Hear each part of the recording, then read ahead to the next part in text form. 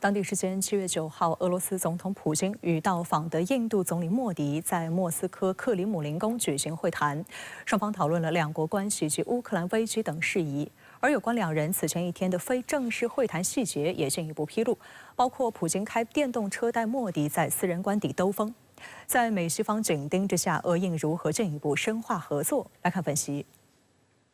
俄罗斯总统普京和印度总理莫迪9号在克里姆林宫举行正式会谈。普京表示，俄印关系是特殊且受优待的战略伙伴关系，两国有着长久的友谊，几十年来一直发展着良好的关系。普京还表示，2024年第一季度俄印贸易额增长20%。他还感谢莫迪对和平解决乌克兰危机的关注。 普京邀请莫迪参加今年10月在俄罗斯喀山举行的金砖国家峰会。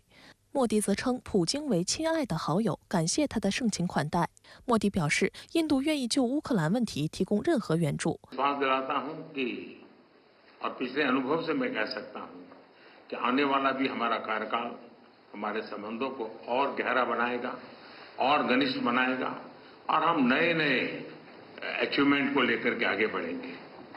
莫迪还在社交媒体发文称，双方进行了富有成效的讨论，会谈涵盖了俄印在贸易、商业、安全、农业、技术和创新等领域的合作。莫迪当天行程也相当丰富，包括参加印度社区活动、观看俄罗斯学生的文化表演、向无名烈士墓敬献花圈和参观俄国家原子能公司有关展馆等。 深圳卫视注意到，多家印媒都对莫迪本次访问的行程进行不同形式的直播。印度教徒报在报道中提到，莫迪当日还在克里姆林宫获颁圣安德鲁使徒勋章，这是俄罗斯最高平民荣誉，以表彰他为发展俄印特殊战略伙伴关系以及两国之间的友好关系做出的杰出贡献。莫迪还透露，印度将在喀山和叶卡捷琳堡新设2个领事馆。 报道还提到，莫迪将俄罗斯描述为印度的全天候朋友。实际上呢，印度和俄罗斯之间的这种已经维持了很多年的元首之间的相互访问呢，都已经中断了。这一次他特意到这个俄罗斯去呢，应当算是一个非常特殊的一个外交的一个措施。 这显示出呢，就是说呢，印度莫迪政府呢，现在在外交上呢，它可能是有一些要显身手的地方，要向西方呢显示出呢印度的一个独立外交的姿态，同时呢，也希望呢来提高印度呢在这个国际外交的舞台上的这种地位。外界高度关注莫迪8号抵达莫斯科后的一系列非正式行程。他先是参访了普京位于莫斯科市郊新奥加辽沃的庄园，普京在门口迎接，并称莫迪为亲爱的朋友，双方拥抱握手。 气氛融洽。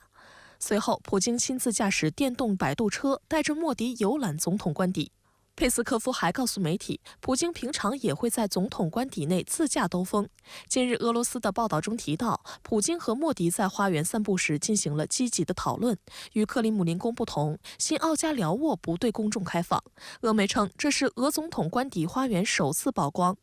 在这场非正式会谈中，普京为莫迪提供了丰富的茶歇，包括新鲜水果、干果和甜点。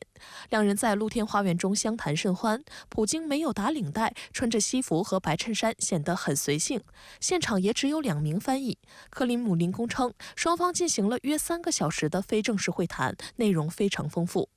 在享用下午茶后，普京还邀请莫迪参观他的私人马厩，两人一同观看马术表演。普京还亲自为莫迪示范如何喂马，两人随后共进晚餐。深圳卫视注意到，莫迪此访期间在社交媒体发布动态时，还特意用俄、英双语各发布一次，凸显对俄方的重视。 莫迪这个安排呢是很特殊的，因为上个星期呢，在塔吉克斯坦举行的上合组织的元首理事会呢，他呢就没有告缺，派了个外长去应付了一下，然后自己特意呢到莫斯科去进行了一次访问呢，确实是非常特别，显示出呢印度呢在对待俄罗斯的外交方面呢是非常用心思的。 俄印的友好关系可以追溯到冷战时期，苏联和印度当时建立了国防和贸易战略伙伴关系。在过去20年里，莫斯科为印度提供了65%的武器采购，总额超过600亿美元。印度商务部的数据则显示，去年两国双边贸易额达到近657亿美元，创历史新高。不过，在出行前，莫迪曾表示，减少贸易失衡将是其与普京讨论的优先事项。 印度外长苏杰生在今年5月的一次工业会议上表示，随着俄罗斯转向东方，新的经济机遇正在出现，印俄的贸易激增和新的合作领域不应被视为暂时现象。俄乌冲突以后呢，当然印度也不敢太得罪西方，同时呢，他当然仍然俄罗斯作为他一个重要的贸易伙伴呢，他巧妙地利用了这个机会，他和俄罗斯之间的贸易往来呢，占了很大的便宜。印度的脚踩两只船的这个措施呢，发挥了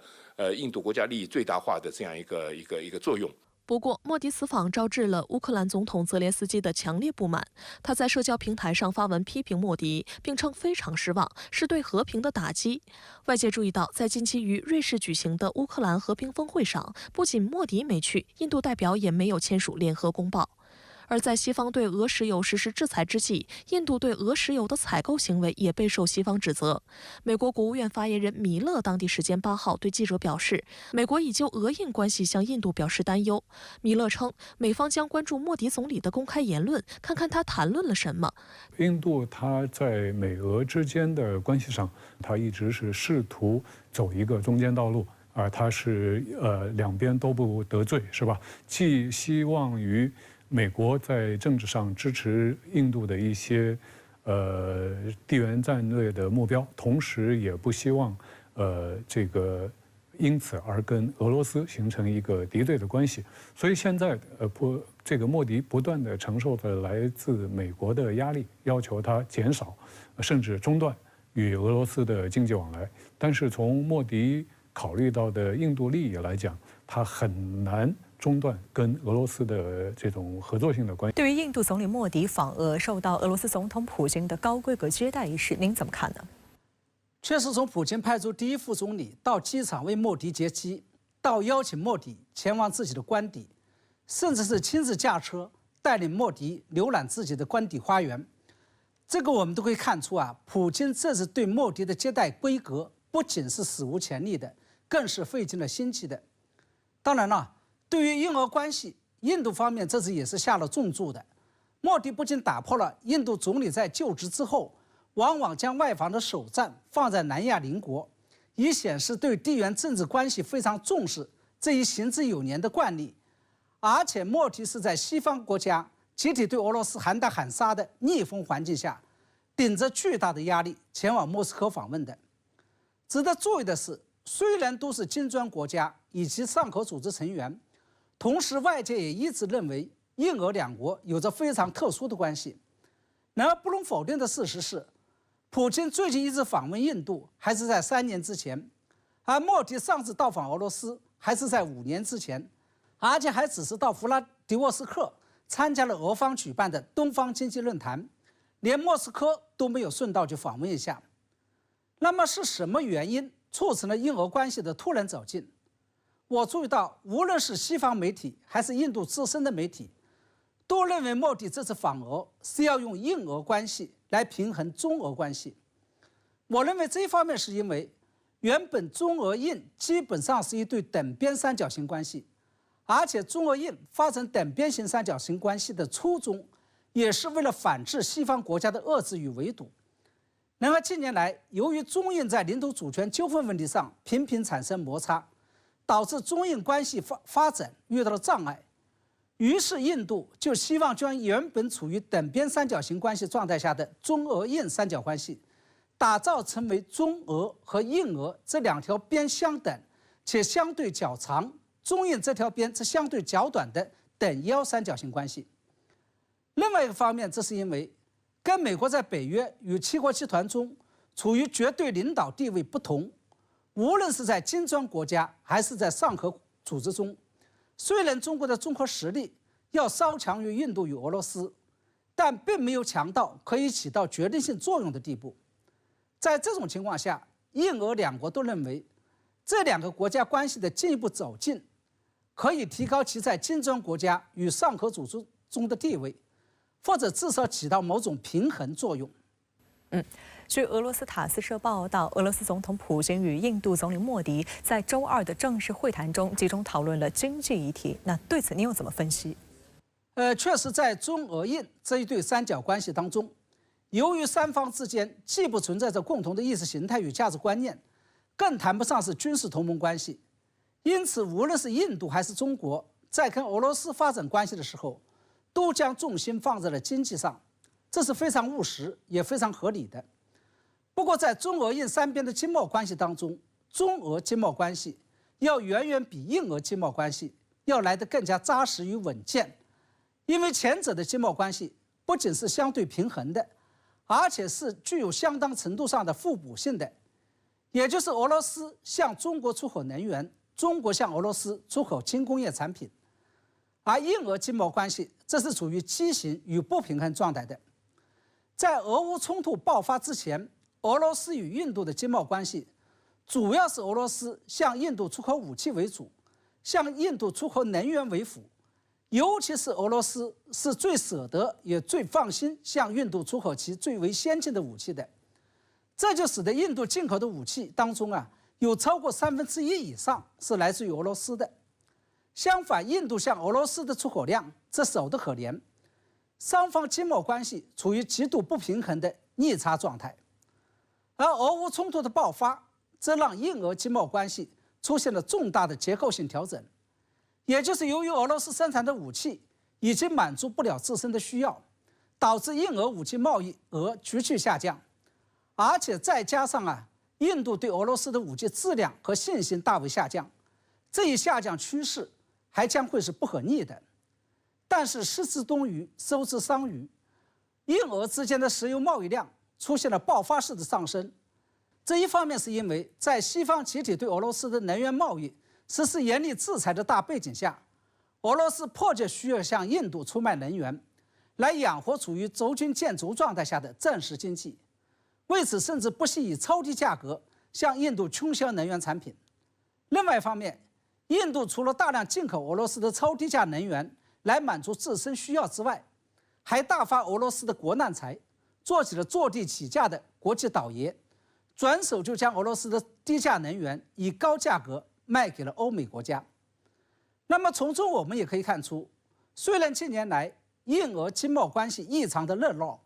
但是这种经贸关系不仅是不健康的，而且还是临时性和不可持续的。一旦俄乌冲突结束，西方解除了对俄罗斯的能源禁运，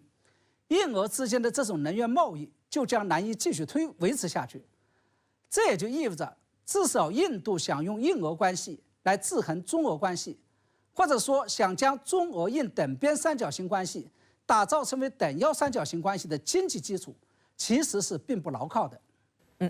美国国务院新闻发言人说，白宫对莫迪在俄乌冲突之际访问莫斯科，以及对印度与俄罗斯的关系深感关注。那对此您又怎么看呢？其实，美国国务院新发言人的这个表态，虽然流露出了非常明显的不满情绪，但是相较于早前回应越南接待普京总统来访时候的表态，已经算是非常客气了。在普京访问越南的时候，美国驻河内大使馆发言人是这样说的。他说，任何国家都不应该给普京提供一个宣扬其侵略战争的平台，否则就会让他的暴行正常化。而在我看来，美国之所以会对越南和印度感到不满，这背后的原因就在于，印度与越南既是美国在全球范围内构建反俄统一阵线的重要国家，也是美国构建旨在遏制中国的印太战略中的重要一环。其中，印度已经是印太战略的重要成员，同时还加入了美日印澳四方安全对话机制，而越南这是美国撬动东南亚国家加入印太战略的重要支点。因此，这是越南和印度不打招呼就亲近俄罗斯，实际上也就意味着美国在全球范围内构建的反俄统一战线，以及在印太地区构建的反华包围圈，已经双双出现了缺口。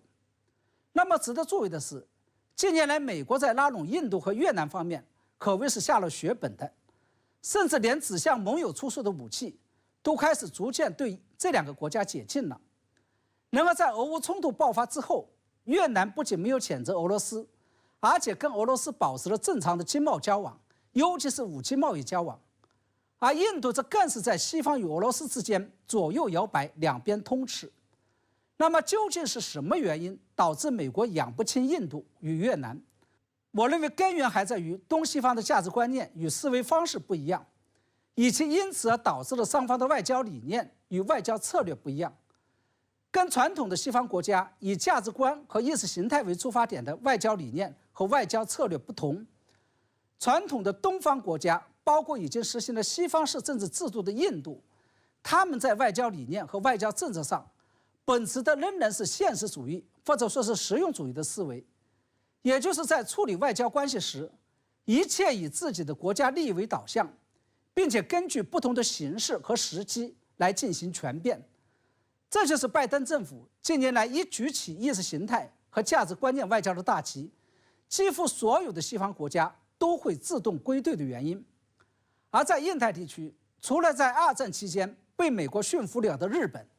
在仇核问题上有求于美国的韩国，